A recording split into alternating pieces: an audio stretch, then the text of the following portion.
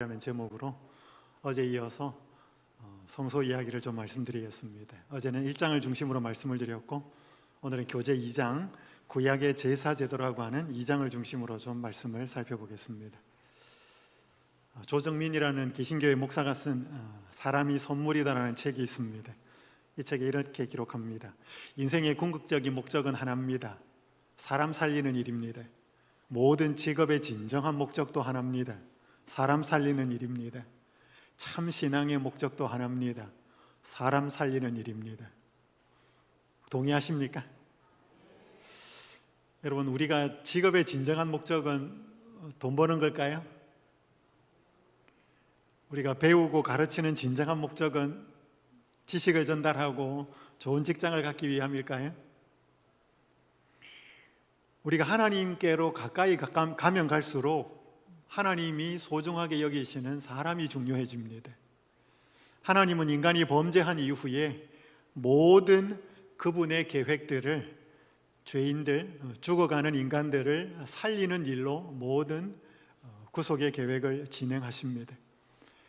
그게 창세기 3장 15절에 집약이 되어 있습니다. 내가 너로 여자와 원수가 되게 하고 내 후손도 여자의 후손과 원수가 되게 하리니 여자의 후손은 내 머리를 상하게 할 것이요 너는 그의 발꿈치를 상하게 할 것이니라 하시고, 하나님이 인간을 창조하신 다음에 에덴 동산에서 행복하게 살도록 계획하셨지만 그것이 하나님의 법, 율법에 순종하는 한도 내에서 그렇게 살도록 허락하셨지만 인간은 잘못된 선택을 하고 영원히 죽게 되었습니다.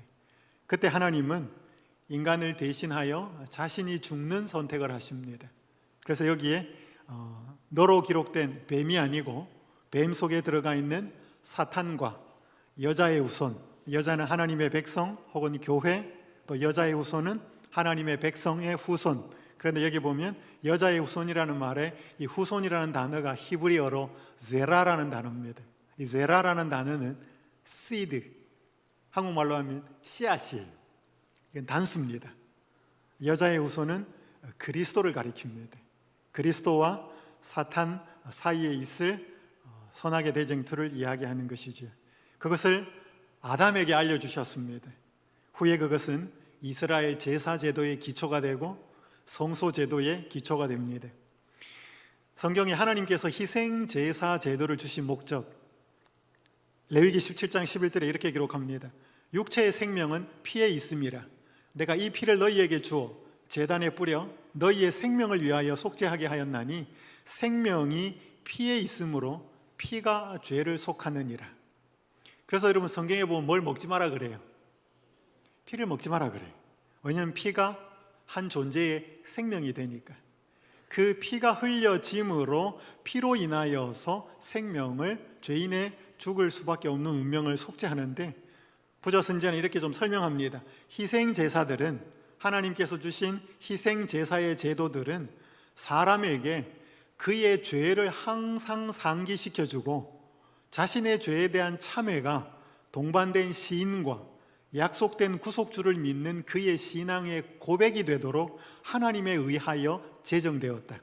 하나님이 희생제사 제도를 왜 마련해서 알려줬는가 하면 이 죄 없는 이 희생제물이 왜 죽느냐는 거죠. 그거는 누구의 죄 때문이다?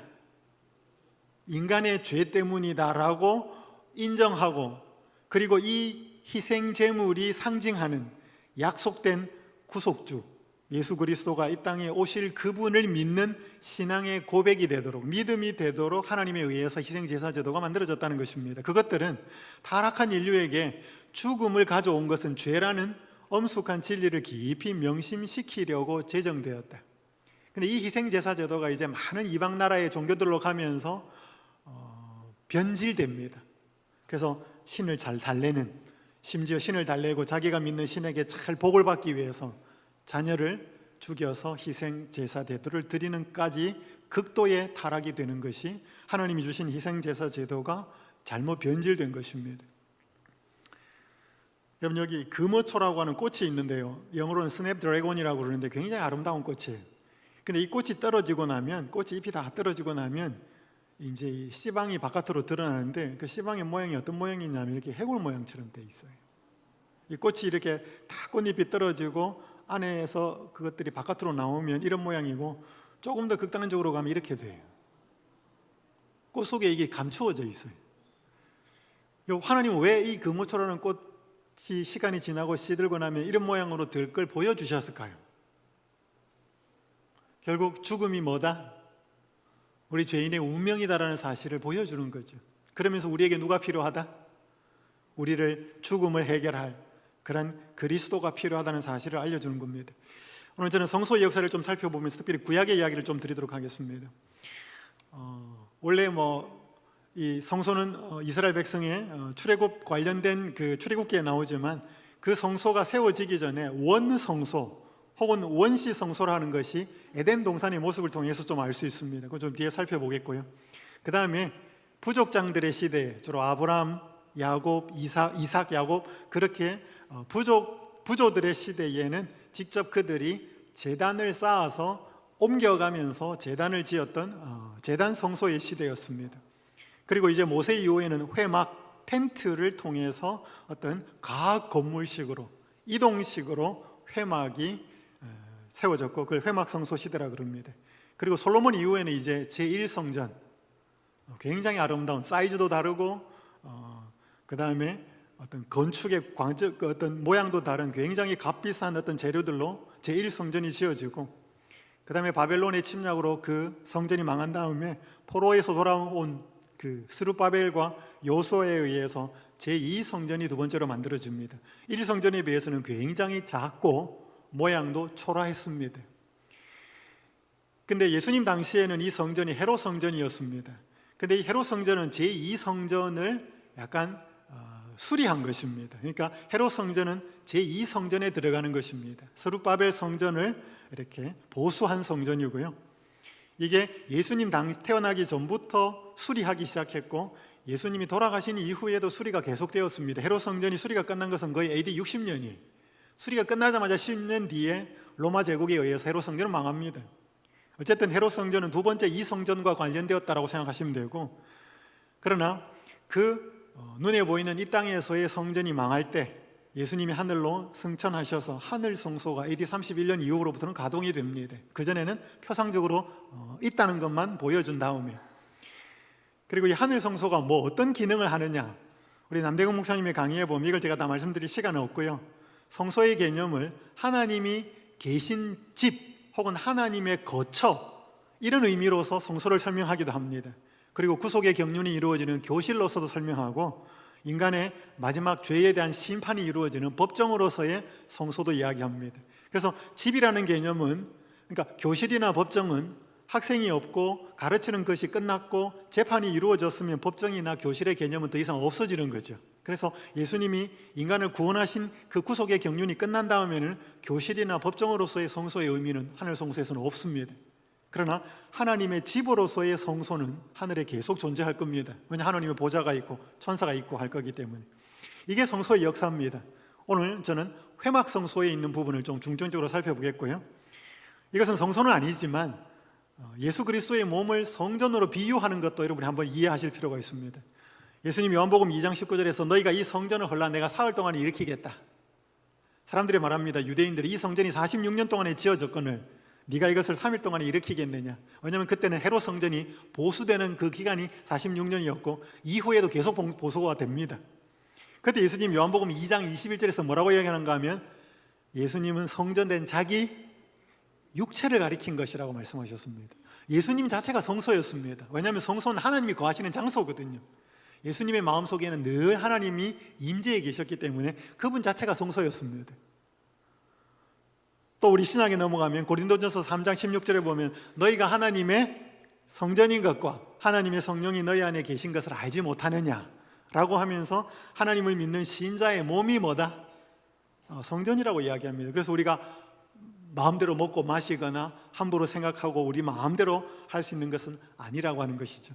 예수님과 이 신자는 성소의 역사는 들어가지 않지만 그리스도의 몸과 신자의 몸도 성소 공부를 할 때는 꼭 필히 다루어야 하는 것임을 좀 아시고, 오늘은 원성소, 제단성소, 회막성소 이 세 부분을 좀 살펴보겠습니다. 물론 이 성전의 역사의 이야기는 이번 교재의 책에서는 없습니다. 자, 첫 번째, 이스라엘 이전 시대의 제사제도는 원성소, 성소 형태는 갖춰져 있지 않지만 희생 제사를 드리는 거룩한 장소가 에덴 동산이었다는 것입니다. 여기 부조선지자에 보면 아담과 그의 아들들은 이곳으로 하나님을 예배하기 위해 나아왔다. 그곳에서 그들은 율법에 대한 순종의 맹세를 새롭게 하였는 바 바로 그 율법을 범함으로 말미암아 그들은 에덴에서 추방당했었다. 그러니까 우리가 보통 에덴 동산에 추방되고 나니까 거기에 천사들을 통해서 뭘 하고 있다 그랬어요? 막 칼 뽑아가지고 들고 뭐해? 그 에덴 동산에 다시 못 들어오도록 뭐해? 하나님이 지키고 있었다. 그렇게 생각하셔요? 그렇지는 않아요. 근데 여러분, 사탄은 인간이 범죄한 이후에도 사람들이 생명나무의 과일을 먹기를 바랬습니다. 왜 그랬을까요? 그거 먹으면 뭐 하니까? 안 죽으니까. 여러분, 인간은 영속되도록 만들어지지 않았어요. 사람은 생명과를 먹으면서 생명이 지속되도록 만들어졌어요.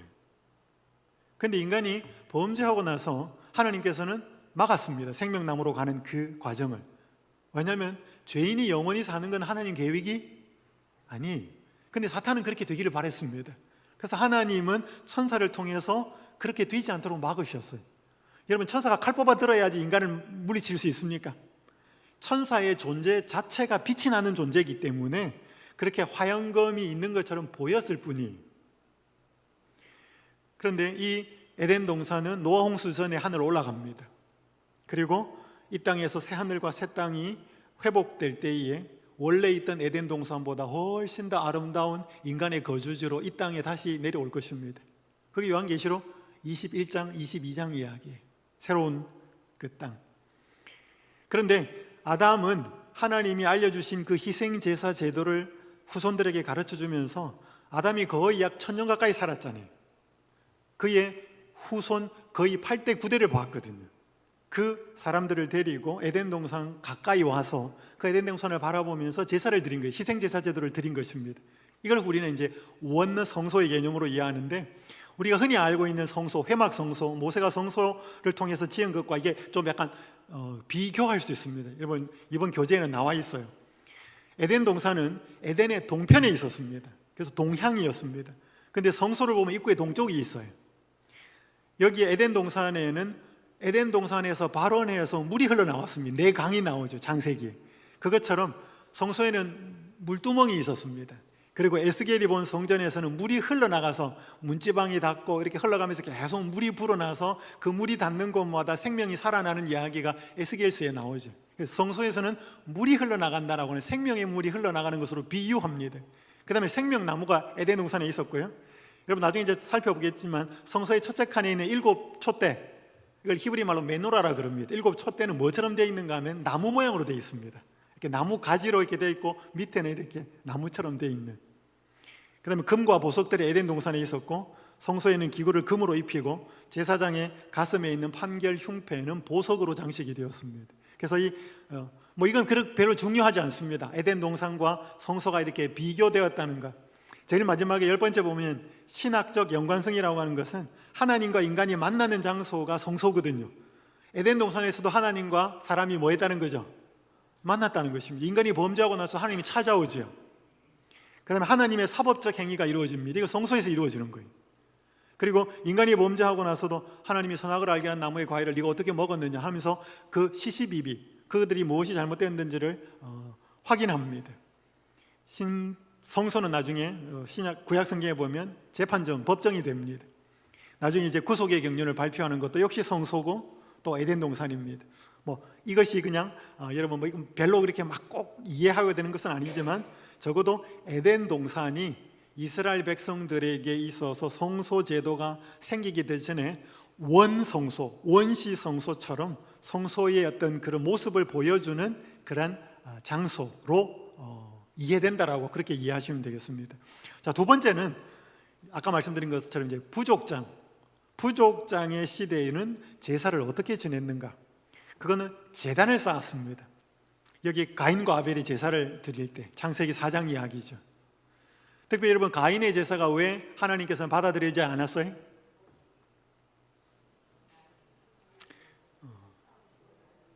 여러분, 가인의 직업이 뭐였어요? 농부였습니다. 그래서 뭘로 갖고 왔어요?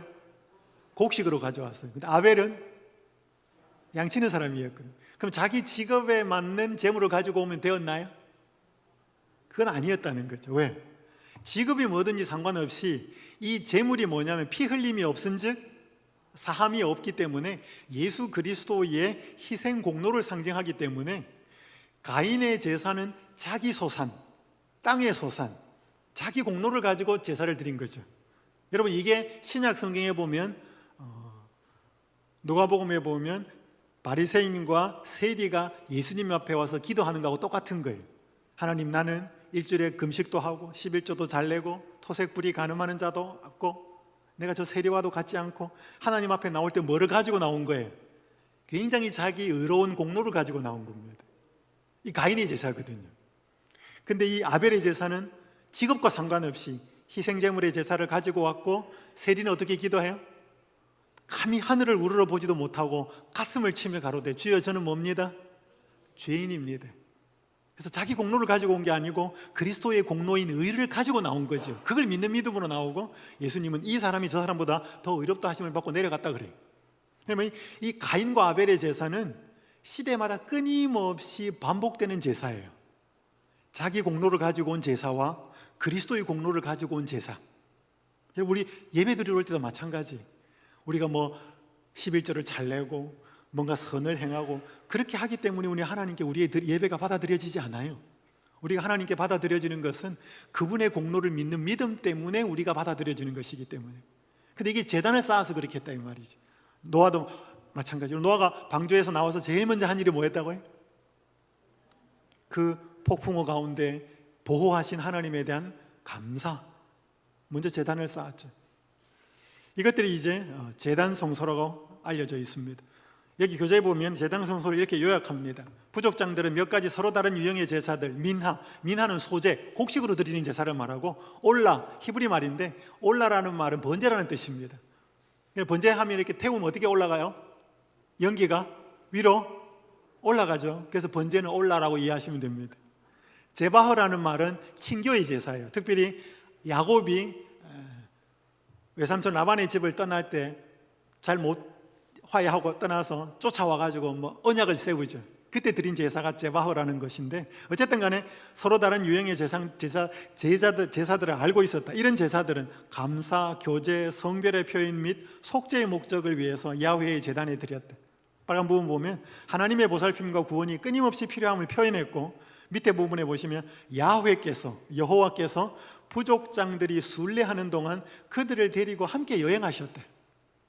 그러니까 여러분, 어차피 아브라함, 이삭, 야곱은 집이 없었고 떠돌아다녔잖아요. 그때마다 뭘 세웠다고요?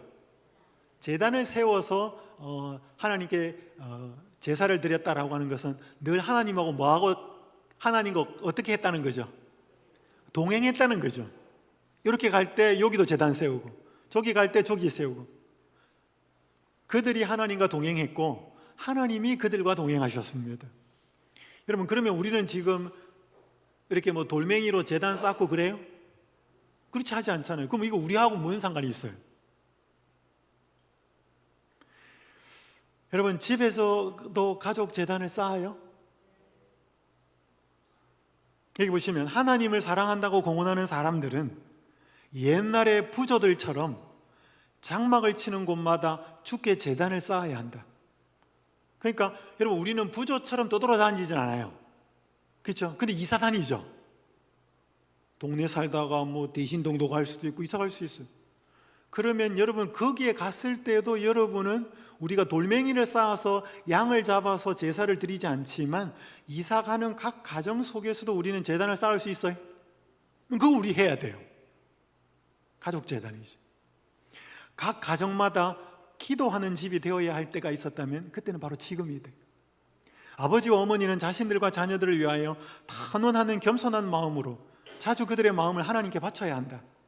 아내와 자녀들이 기도와 찬송으로서 연합하는 동시에 아버지는 가족의 제사장으로서 하나님의 제단에 조석으로 희생을 드리도록 하라. 예수께서는 이런 가정에 머무르기를 좋아하실 것이다. 여기 계신 분들은 아브라함이나 이삭이나 야곱은 아니지만 그때 그들이 부족장으로서 제사장 역할을 한 것을 아버지들은 하셔야 돼. 어디에서 적어도. 여러분이 남의 집에서는 못할 수 있어요. 그리고 교회에서는 내가 장로나 집사로서 그 역할을 안 맡기면 못하지만 여러분들이 어디에서는 그 역할을 하셔야 돼? 가정에서는 그 역할을 하셔야 돼. 여러분, 오늘날 우리 자녀들이 다 생활하고 하지만 우리 부모님들의 제일 관심사항이 뭐예요? 신앙을 잘해서 예수님 바라보고 사는 그 신앙을 제일 중요시하게 생각하셔요? 좋은 대학 가는 거예요? 아니면 좋은 데 시집 가는 거예요? 아니면 좋은 데 취직하는 거예요? 여러분이 자녀들에게 가장 바라고 있고 무엇을 가장 중요하게 자녀들에게 훈계하셔요? 여러분, 그건 제사장 책임이에요. 그건 부모 책임이라고. 여러분, 부모가 그렇게 신앙을 관심 있어 해도 자식들은 관심 안 가지는 사람 많아요? 많아요. 근데 부모가 신앙을 제대로 관심을 갖지 않는데도 자녀가 굉장히 신앙을 관심을 가질 수도 있어요. 그죠? 근데 그런 경우는 별로 없어요. 왜냐하면 대물려지기 때문에 그래요. 그러니까 우리가 이 부족장들의 제단을 쌓는 역사를 보면서 우리가 가정에서 내 영역 안에서 어떻게 하나님을 믿는 영적인 제단, 믿음의 제단을 잘 쌓고 있는데, 이건 교회 예배드리러 오는 제단이 아니에요. 그거는 교회가 공적으로 하는 예배고, 이거는 내가 집에서 하는 거예요. 얼마 전에 2024년 작년 9월 11일자 재림신문에 올라온, 상담 코너에 올라온 한 여학생의 질문이고 밑에 그 상담사가 답을 해요. 이렇게 적혀 있었습니다. 교회에서 다른 사람을 대하는 엄마 아빠와 집에서 우리를 대하는 모습이 너무 달라요. 가식적이고 이질감이 느껴져요. 제가 만약에 나중에 교회에 나가지 않는다면 엄마 아빠 때문입니다. 여러분, 이게 재림마을에 올라온 상담 코너에 중학생인지 고등학생인지 글 쓴 거예요. 이거 우리 재림교회 자녀라니까요. 재림교회의 자녀. 너무 가슴 아프잖아요. 오늘 만약에 우리의 자녀가 우리의 모습이 이중적이어서 신앙을 하지 않는다면 그건 너무나 안타까운 일이. 우리 이런 사실을 깊이 살펴야 돼. 그래서 혹 교회의 모습과 가정에서의 모습이 다르다면 우리는 회개해야 됩니다. 그리고 자녀에게 그런 모습을 보였다면, 자녀가 그것 때문에 신앙에 부정적인 견해를 생각을 갖고 있다면 그건 부모로서, 엄마로서, 아빠로서 진심을 다해 사과해야 됩니다. 부모지만. 여러분, 저도 잘못할 때 있었습니다. 제가 교회에서 보여주는 모습과 집에서 보여주는 모습이 언젠가 달랐어요. 그래서 제가 두 아들한테 정식으로 2번을 마음을 다해서 사과했습니다. 이렇게 너희들한테 말하고 행동한 것은 아빠 잘못이다. 용서해다오. 그래서 저는 지금 제 두 아들들과 굉장히 사이가 좋습니다. 왜냐하면 걔들도 잘못할 때 있었지만 돌아보면 제가 잘못할 때가 훨씬 더 많았어요.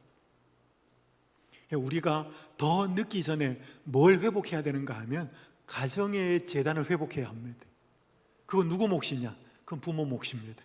물론 부모가 간절하게 기도하지만 자녀가 신앙에서 멀어져 있는 경우도 있어요. 하지만 그 눈물로 그 자녀를 위해서 기도하고 그 자녀를 돌이키기 위해서 애쓰는 일은 멈추지 말아야 합니다. 자, 제가 원성소, 그 다음에 부족장들의 재단 성소, 우리하고는 관련이 좀 없는 것 같지만 어쨌든 간에 우리에게 배울 수 있는 교훈이 있고요. 이제 이게 이스라엘 제사 제도에 이어서 들어오면 이제 훨씬 더 체계적이 됩니다. 오늘 지금 저는 성소의 역사를 좀 공부하고 있습니다. 여러분, 출애굽기, 창세기 다음에 출애굽기가 굉장히 중요한 책인데, 출애굽기에는 3가지 핵심 단어가 있습니다. 키워드. 이건 좀 기억하시면 좋겠습니다. 첫 번째는 구속이라는 단어예요. 이건 출애굽입니다. 1장부터 주로 12장, 13장, 그렇게 나중에는 18장까지도 나옵니다. 두 번째는 십계명을 주십니다. 이게 시내산에서 언약을 맺습니다. 왜냐하면 이 한 나라로 만드시는 일을 하나님이 하셨기 때문에. 그리고 이 언약이 깨어질 때 이 언약이 실현되지 않을 때 하나님은 그것을 회복하는 방법을 허락하십니다. 그게 성소예요. 그래서 여러분, 출애굽기 전체가 무슨 내용이냐? 출애굽시켜서 시내산으로 데려가서 십계명 줘서 언약 세우고, 그 언약으로서, 언약 백성으로서 빗나갈 때 돌아오도록 회개하고 구속의 경륜으로서 회복시키는 방법으로서 제도를 주신 게 성소예요. 출애굽기는 세 단어입니다. 출애굽기를 좀 분석을 하면 이렇게 됩니다. 1장부터 18장까지는 구속이에요. 출애굽 과정입니다. 그래서 어디까지 데리고 가는가 하면 시내산까지 데리고 가는 게 구속의 과정이에요. 그리고 19장에서 나타나겠다고 말하고 백성들을 준비시키라고 한 다음에 출애굽 20장에 그 시내산에서 장엄하게 나타나서 십계명을 친히 반포합니다. 그리고 그 십계명 뒤에 여러 가지 율례 같은 것들을 부속되는 그러한 규정들을 주면서 24장까지 가요. 이걸 모세가 산에 있을 때 이제 봤습니다. 그 다음에 25장부터 31장까지는 성소에 대한 지시를, 성소에 대한 모양을 보여주고 식양을 보여준 다음에 그것을 건축하라고 모세가 개인적으로 봤습니다. 그때 이스라엘 백성들이 밑에서 모세의 모습이 보이지 않으니까 이 출애굽기 32장에 보면 수송아지 신으로 만들어서 뛰고 절고 놀면서 뭐해? 만나 먹고 힘내가지고 우상 숭배합니다. 그때 모세가 십계명 받아온 것을 던져서 깨버립니다. 그게 언약이 파기가 되죠. 그게 출애굽기 32장과 33장의 내용이에요. 그리고 모세가 내 이름을 지어버리더라도 이 백성을 구해달라고 그렇게 생명을 걸고 목숨을 걸고 중보하면서 언약이 갱신됩니다. 그래서 돌판 하나를 다시 가지고 가서 하나님께 두 번째 십계명을 받아오는 것이 34장이에요. 이게 언약의 갱신입니다.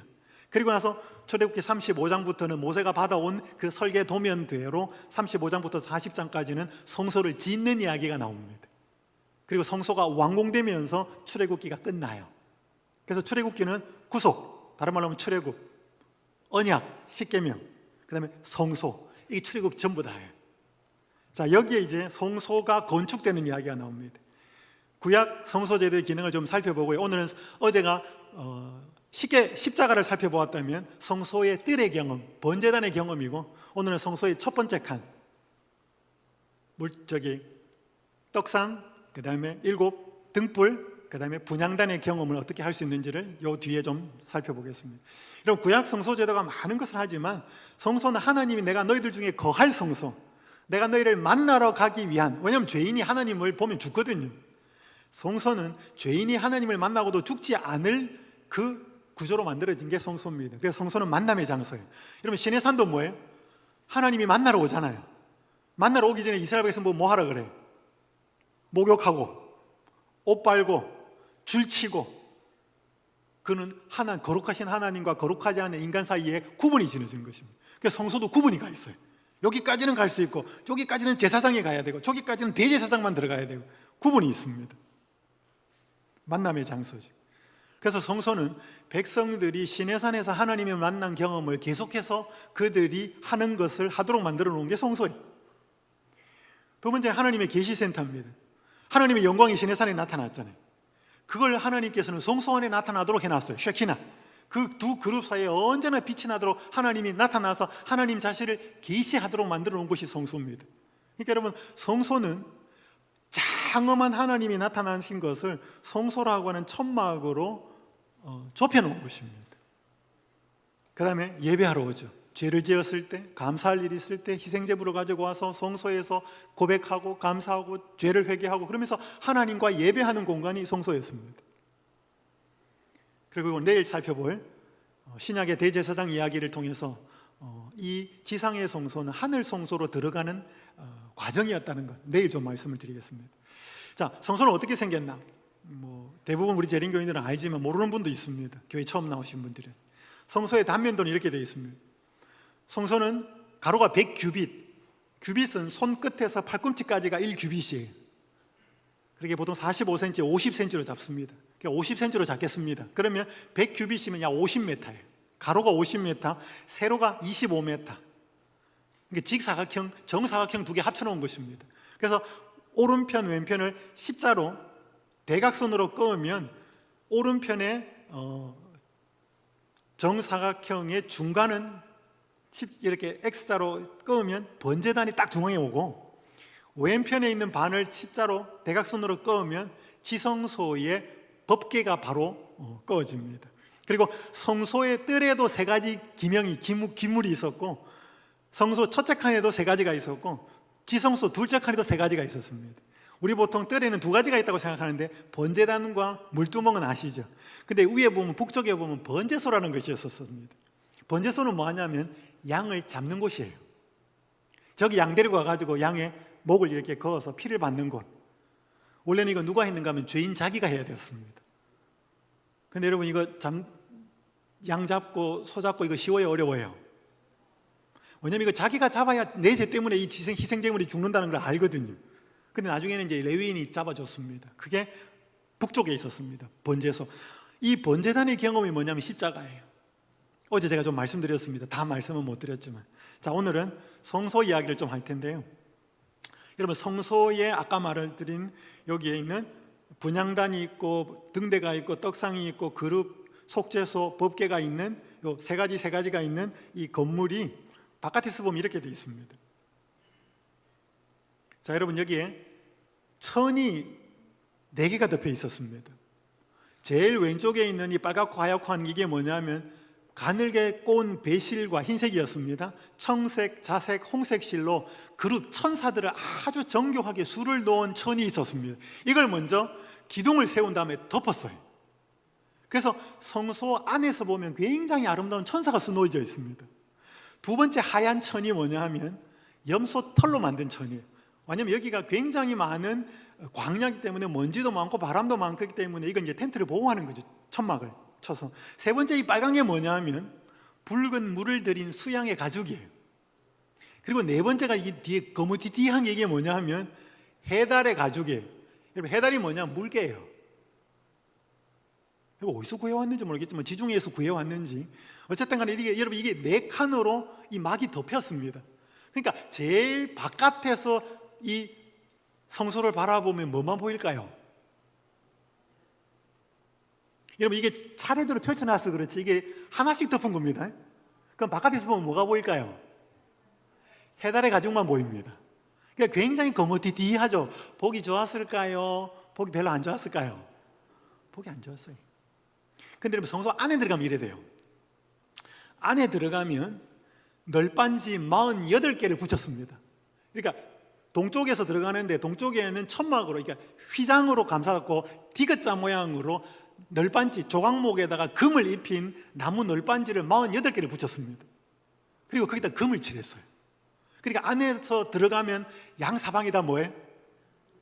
금이에요. 그럼 이 지붕이 뭐냐 하면 천이거든요. 그 천이 4개가 있었단 말입니다. 그 첫 번째 그 천이 뭐냐면 가늘게 꼰 배실과 청색, 자색, 홍색 실로 수놓은 천사예요. 그러니까 위는 천사고 양쪽은 전부 다 뭐예요? 금이에요. 그러니까 안으로 들어가면 굉장히 아름다운데 바깥에서 보면 어때? 해달의 가죽이라니까. 모양도 별로 좋지 않아요. 여러분, 이게 뭐냐 하면 이게 예수님의 모습을 보여주는 거예요. 왜냐하면 성소는 하나하나가 다 예수님 보여주는 거거든요. 이사야 53장 2절, 그는 주 앞에서 자라나기를 연한 순 같고 마른 땅에서 나온 뿌리 같아서 고운 모양도 없고 풍채도 없은즉 우리가 보기에 흠모할 만한 아름다운 것이 없도다. 이사야 53장은 예수님의 고난받는 그 모습을 비유한 거거든요. 여러분, 예수님 직업이 뭐예요? 목수. 예수님 가문이 어때요? 뭐 가문이라 할 것도 없어요. 여러분, 예수님 출생지가 어디예요? 나사렛. 그래서 예수님 처음에 제자 부를 때 뭐예요? 빌립하고 이렇게 뭐 나다나엘 뭐 이렇게 할 때 뭐예요? 나사렛에서 예수 뭐 나타니까 나사렛에서 뭐 선한 게 날 수 있느냐? 그 동네 자체가 안 좋다는 거죠. 출생지나 가문이나 직업이나 봤을 때 선뜻 그 예수가 굉장히 매력적이다, 볼 거 없다, 별로 볼 거 없었다는 거죠. 그런데 예수님을 가까이 가서 그분이 누군지 만나보고 대화해보면 생각이 바뀐다는 것입니다. 여기 원고에 보면 이런 말이 있습니다. 사탄은 우리 시야에서 그리스도를 가리고 그분의 빛을 흩트리게 하려고 애쓴다. 빨간 부분 한번 읽어보겠습니다. 시작. 이는 우리가 그분의 영광의 빛을 잠깐만 보아도 그분에게 이끌릴 것이기 때문이다. 그분은 굉장히 매력적인 분이에요. 근데 직업으로 보면 안 돼. 그분이 출생지가 어디고 가문이 어디인 걸로 보면 안 돼. 왜냐면 그분 다 버리고 오셨거든. 그거 입고 오셨으면 그것 때문에 예수님께 쫓아왔기 때문에 예수님은 외적으로 사람의 주목을 받을 수 있는 모든 것은 다 없애고 오셨습니다. 근데 가까이 가보면 그분의 진가가 보이는 거예요. 그래서 여기 이런 말씀이 있습니다. 예수님이 하나님 보여주러 왔거든요. 나중에 성령은 예수님 보여주러 온 거고. 한번 여기 시대소망 22쪽 한번 읽어보겠습니다. 시작. 하나님을 알게 되면 그분을, 여러분 하나님을 알게 되면 그분을 뭐 하게 될 거다? 여러분 사람 중에도 매력 있는 사람 있어요? 있죠? 야, 그 사람 참 진국이다. 사람 맛이 있어요. 여러분 어떤 사람을 알게 되면 딱 두 가지 반응이 나옵니다. 사랑할 수 있다, 사랑할 수 없다. 왜 그래요? 여러분 어떤 사람을 알았더니 그분은 사랑하고 싶어, 만나고 싶고 이야기도 한번 해보고 싶고 밥도 한번 먹고 싶고, 야 저런 사람 한번 살았으면 좋겠다. 그런 사람 있어요? 지금 그런 사람 아니라 그러면 딴 데 마음 두지 마셔요. 지금 사는 분이랑 그렇게 잘 사시면 돼. 근데 살다 보면, 지나다 보면 사람이 굉장히 매력적인 사람이 있어요. 여러분 하나님을 알게 되면 그분을 왜 사랑하게 될까요? 그분이 그렇게 사랑스러운 분이라서 그래요. 이유는 그거밖에 없어요. 우리가 이 매력을 잘 몰라서 자꾸 세상에다 마음을 빼앗깁니다. 또 보셔요. 하나님을 알면 알수록 우리의 행복은 뭐 할 것이다? 증가할 것이다. 그래서 여러분 성소는 구속의 경륜을 이루는 하나의 청사진인데, 성소는 예수님을 보여주는, 각 모든 부분이 다 예수님, 번제단은 십자가를 보여주고 다 보여주는데 뭐예요? 특별히 성소의 그 첫째 칸과 둘째 칸의 그 어떤 구조와 모습들, 안과 밖의 모습은 굉장히 겉으로 보기에는 투박하고 거무디디하고 볼 것 없는 그 성소가 안으로 들어가면 찬란하게 무늬가 수가 놓아진 천사의 모습과 금빛 찬란한 그 성소의 내부를 보여주는 것처럼 예수님을 제대로 만나면 그렇게 아름다운 예수님을 만난다는 것이에요. 올 한 해 여러분들이 이런 예수님 좀 만나고 사셨으면 좋겠습니다. 자, 여러분 성소의 첫째 칸 조금 더 오늘 이 경험을 이야기해야 됩니다. 이게 오늘 메인인데, 자 이게 7 등대가 있습니다. 여러분 보시면 등불은 여기 보면 노란 부분에 보시면 끊이지 않게, 이게 히브리 말로 타미드라는 단어예요. 타미드 들어보셨습니까? 타미드 중창단도 있잖아요. 타미드는 히브리 말로 끊임없이 매일 드리는 이런 뜻입니다. 여러분 이 진설병에 보면 진설병은 늘 진열해놓는, 진설해놓는 떡이라는 것입니다. 6개씩 2줄로 만들어놨습니다. 매 안식일마다 제사장이 교체를 하고 제사장이 이걸 먹었어요. 여기 보면 항상 상 위에 진설병을 두어 항상 내 앞에 있게 하고, 역시 타미드 분향단입니다. 분향단은 늘 향이 올라가요. 여기 보시면 향을 사르는데, 여기 보면 대대로 너희가 대대로 여호와 앞에 끊지 못할지며, 여기 끊지 못할지며 끊이지 않게 하고 항상, 이건 히브리 말 전부 같은 단어예요. 이게 타미드. 그러니까 이게 떡이 항상 있어야 되고, 이 등불이, 이건 촛대가 아닙니다. 이건 초는 자기 끝에 오는 거예요. 등불은 기름이 공급되어서 불을 밝히는 거예요. 성소는 유리창이 없습니다. 성소는 불을 피워야 돼요. 안 그러면 어두우니까 다 덮어놨는데. 그래서 늘 향이 올라가고, 이 세 가지는 성소의 기능이 존재하는 동안에 항상 유지가 돼야 됩니다. 이거 뭘 보여주는가? 생명의 빛 대신 그리스도, 생명의 빵 대신 그리스도, 기도의 중보자가 되시는 그리스도의 항상 있는 구속사적인 사역을 상징하는 것입니다. 성소 껍데기가 예수님을 보여주는 것처럼 이 부분 하나가 전부 다 예수님 보여주는 거예요. 여러분 이 경험을 하고 살 때 성소를 경험하고 사는 것입니다. 한 가지 좀 살펴보겠습니다. 첫 번째 7 등대. 여기 보시면 예수님이 뭐라고 말씀하셔요? 나는 세상의 뭐다? 빛이다. 여러분 빛이 없으면 어떻게 돼요? 어두워요, 그죠? 맞아요. 근데 빛이 없으면 사람 죽어요. 여러분 마찬가지예요. 여러분 생명의 빛 대신 예수님이 없어도 내 마음에 없으면 뭐예요? 어두워요. 일단 여러분 좀 밝아요? 천성적으로 밝은 거 말고 천성적으로 어두운 사람이 있고 천성적으로 밝은 사람이 있어요. 아니 생명의 빛이신 예수님이 내 마음에 비추어서 밝아요? 여러분 그게 빛 대신 예수님을 경험하고 사는 거예요. 여러분 우리는 햇빛을 날마다 경험하고 살아요? 여러분 우리 햇빛을 날마다 경험하고 살아요. 어두운 거 밝고, 그죠? 햇빛이 키워낸 곡식들 먹으면서 살잖아요. 근데 생명의 빛도 경험하냐고요? 여기 보셔요. 유독한 세상의 질병이 들어오지 못하도록 영혼의 창문을 닫아야 하고 치료하는 그리스도의 의의 햇빛을 받기 위하여서는 하늘로 향하여 그 창문을 열어야 한다. 여러분, 예수님은 실질적인 이 빛을 물리적으로 창조하셔서 첫째 날 빛이 있으라 빛을 주셨고, 그분이 우리의 영적인 실질적인 빛이에요. 그 빛을 우리의 마음밭에 자꾸 비추고 살아야 내가 밝고 어둡지 않고 내 생명이 죽지 않아요. 근데 우리는 물리적인 햇빛은 굉장히 받고 살고 유익을 얻고 사는데, 이 영적인 세상의 빛 되시는 그리스도의 생명의 빛은 잘 못 받고 살아. 많은 신자들이 그렇게 살아요. 하나님의 사랑의 햇빛이 어두운 영혼의 밀실을 비출 때 우리 내면을 가리키는 거예요. 불안한 염려와 불만은 사라지고 흡족한 기쁨이 정신에 활력을 주고 육체의 건강과 힘을 줄 것이다. 여러분, 걱정 근심이 있어요? 없어요? 많아요? 그럼 뭐가 비춰야 돼? 하나님의 사랑의 햇빛이 비춰야 돼. 그래야 그 염려와 어둠이 사라진다니까요. 이걸 우리가, 그러니까 여러분, 밝은 곳으로 나와야 돼. 근데 이게 보셔요. 이게 지금 지구고 행성들이 도는데, 여러분, 태양빛이 지구에 안 비칠 때가 있어요, 없어요? 그런데 여기 지구 보면 왼쪽은 밝잖아요. 오른쪽은 어때요? 어두워요. 지구가 자전하잖아요. 여러분, 지구가 태양 쪽을 향하면 여기는 낮이에요. 이쪽은 어떻게 돼요? 밤이라니까. 여러분, 지구가 돌면서 태양은 계속 빛을 비춥니다. 마찬가지 영적으로 똑같아요. 말라기 4장 2절에 보면 의로운 태양, 공의로운 해라 그랬어요. 그러니까 그분의 사랑의 햇빛, 자비의 햇빛을, 생명의 빛을 우리한테 비치지 않는 적이 있다, 없다? 없다. 근데 사람이 어때요? 이 예수님을 향하여 있으면 나한테는 생명의 빛이 들어와, 비치니까. 근데 지구가 도는 것처럼 돌면 반대쪽에 가 있으면, 태양 반대쪽에 가 있으면 이거 어둠이거든요, 밤이거든요. 그럼 우리가 태양을 등질 수 있는 것처럼 예수님도 등질 수 있어요? 그럼 내 마음에 어둠이라는 거지. 그런 사람 많아요. 그러니까 오늘 우리가 태양의 이 의의 생명의 빛을 못 받으면 예수님 탓이다, 내 탓이다. 왜? 예수님은 안 비춰주는 적이 단 한 번도 없거든요. 근데 내가 뚜껑 덮어놓고 돌아서고 마음문 딱 닫아버리니까 못 받는 거지.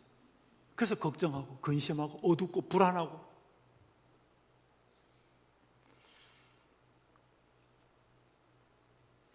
한 여성이 자기 친구한테 보낸 문자입니다. 내 인생의 가장 큰 문제점은 사람들의 시선에 연연하는 거였어. 남들이 인정하고 좋아하지 않으면 견디지 못했어. 그러다가 그리스도와 관계를 맺는 것이 얼마나 중요한지 처음으로 깨달았어. 그분의 사랑 덕분에 남들의 말과 행동 하나하나에 감정이 요동치지 않게 되었어. 그분의 사랑 덕분에 내 친구와 가족을 있는 그대로 사랑하고 그들에게 많은 것을 바라지 않게 되었어. 무엇이든 부족한 것은 그리스도 안에서 찾을 수 있게 되었어. 다른 사람을 있는 그대로 사랑하니 얼마나 좋은지 몰라. 이 예수님이 자기 마음에 비치게 하니까 뭐예요? 그전에는 사람이 이렇게 하면 한번 기뻤다가 사람이 좀 싸늘해지면 뭐예요? 또 마음이 막 우울해지는 거예요. 그러다가 그리스도가 쫙 비춰지는 그 사랑의 햇빛을 경험하고 난 다음에는 사람의 한마디 말과 행동에 일희일비 안 해지더라는 것입니다. 이게 생명의 빛을 받는 거예요. 여러분, 이 7 등대를 생명의 빛 되시는 그리스도를 우리가 경험하고 사는 것이 성소의 첫 번째 칸을 경험하는 거예요. 십자가를 경험하는 게 번제단의 경험이고, 우린 지금 어디까지 갈 거냐면 지성소까지 갈 거예요. 자, 두 번째는 생명의 떡입니다. 진설병 6개씩 6줄로 12개를 쌓아놨습니다. 항상 진열해야 되는 것은 뭘 상징하는가? 내가 곧 생명의 뭐다? 떡이다, 빵이다. 여러분, 이거 예수님이 보리떡 5개하고 물고기 2마리로 5,000명을 먹인 다음에 일어난 사건이 또 찾아옵니다. 예수님을. 왜? 또 빵 만들어 줄까 싶었어. 그래서 예수님이 보리떡 5개하고 물고기 2마리로 5,000명을 먹이니까 사람들이 뭔 운동을 폈어요? 저번 뭐 만들자? 임금 만들자. 그러면 최소한 뭔 하지 않겠다? 굶어 죽지는 않겠다. 예수님이 또 찾아가요. 그랬더니 예수님이 뭐라 그래? 내가 생명의 떡이다. 나는 하늘에서 내려온 살아있는 뭐다? 여러분, 이게 저게 프리젠트인데 이거 파워포인트 넘기는 거거든. 이게 제가 여러분한테 이게 빵입니다 이렇게 제가 여러분에게 말한다면 이거 뭐 할 수 있다는 뜻이에요? 먹을 수 있다는 뜻 아니에요. 그럼 예수님이 자기가 나는 생명의 떡입니다 이러면 뭔 말이에요 그게? 예수님을 뭐 해야 된다? 먹을 수 있다는 뜻이에요. 맞아요. 자기가 떡이라고 이야기했으니까.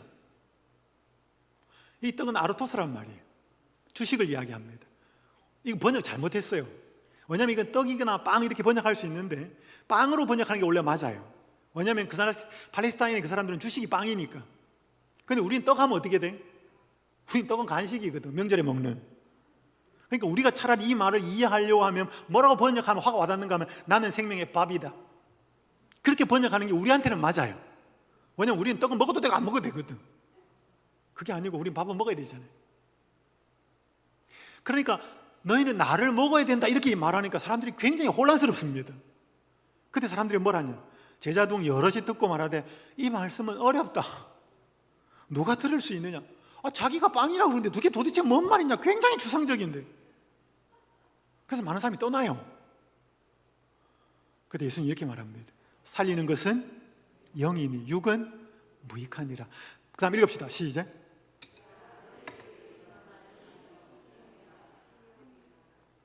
내가 너희에게 이른 말이 뭐다? 영이고 생명이다. 그럼 이해되셔요? 그럼 예수님이 뭐 먹으라는 거예요 지금? 내가 너희에게 이른 말을 먹어야 된다요. 말도 먹어요. 말도 먹는 거예요. 그 사람이 한 말을 내가 받아들이는 게 뭐예요? 말을 먹는 거예요.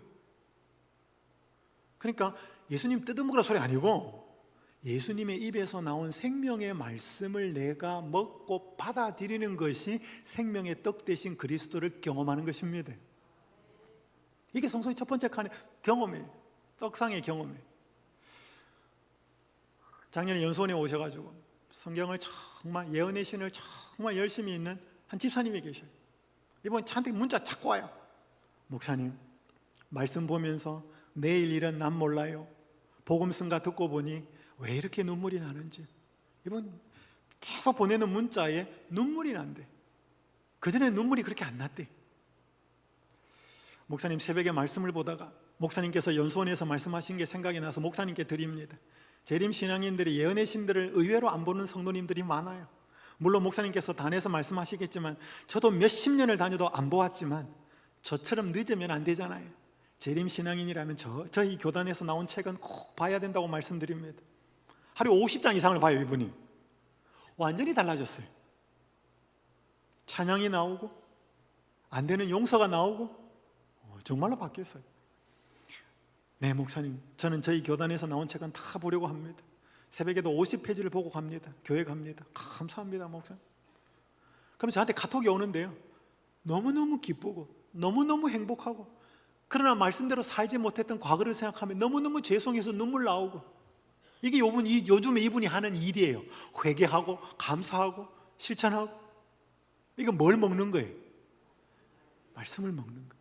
여러분, 육신의 양식을 먹지 않고 살아갈 수 있는 사람이 없듯이 영적인 양식을 먹지 않고 살아갈 수 있는 그리스도인도 없습니다. 진설병 항상 먹어야 돼. 항상 빛을 받아야 되고. 그 다음에 세 번째가 분향단의 경험이에요. 이 기도를 중보하는 거죠. 향연이 성도의 기도와 함께 천사의 손으로부터 하나님 앞에 올라갑니다. 이 천사는 계시록 8장의 문맥을 보면 예수 그리스도를 가리킵니다. 히브리서 7장 25절, 그러므로 자기를 힘입어 하나님께 나아가는 자들을 온전히 구원하실 수 있으니 이는 그가 항상 살아계셔서 그들을 위하여 간구하심이라. 히브리서 7장 25절. 하나님은 한 분이시요 또 하나님과 사람 앞에서 중보자도 한 분이시니 곧 사람이신 그리스도 예수라. 그러니까 항상 그 향이 올라가는데 예수님의 그 기도가 올라가는 거예요. 중보자입니다. 이 사역이 있어야 돼. 이 그리스도가 하시는 거예요. 여러분, 이게 제사장 복장인데 이제 내일 제사장에 대해서 좀 더 살펴볼 겁니다. 제사장은 두 가지 대표를 합니다. 사람들 앞에서 하나님을 대표해요. 교사로서, 재판관으로서 율법을 하면서 그게 하나님을 대표하는 거예요. 사람들 앞에서. 근데 반대로 하나님 앞에서 사람을 대표합니다. 이게 제사장이 다 해요. 기도할 때 그렇고. 근데 여러분, 여기 제사장이 보면 이 제사장의 대제사장의 예복을 보면 여기에 보석이 있어요. 이 보석이 판결 흉패라 그래. 보석이 12개가 있습니다. 이건 이스라엘 지파의 12 이름이 적혀 있어요. 이건 텐트, 이스라엘 백성들이 광야에서 중앙에 성소가 있고 바깥에 네 지파씩 텐트를 친 그 이름대로 적혀 있습니다. 그게 보석 12개고 어깨에 견대 2개가 보석이 6개가 있습니다.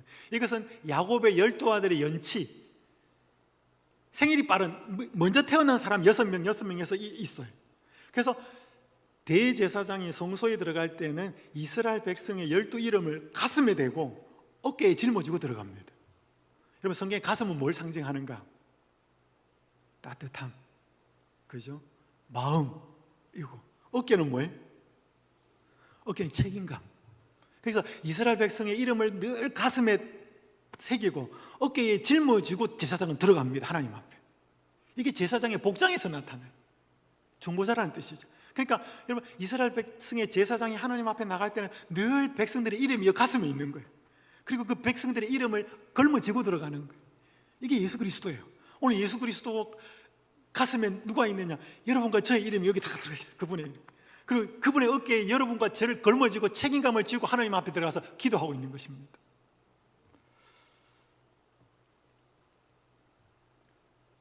여기 보셔요.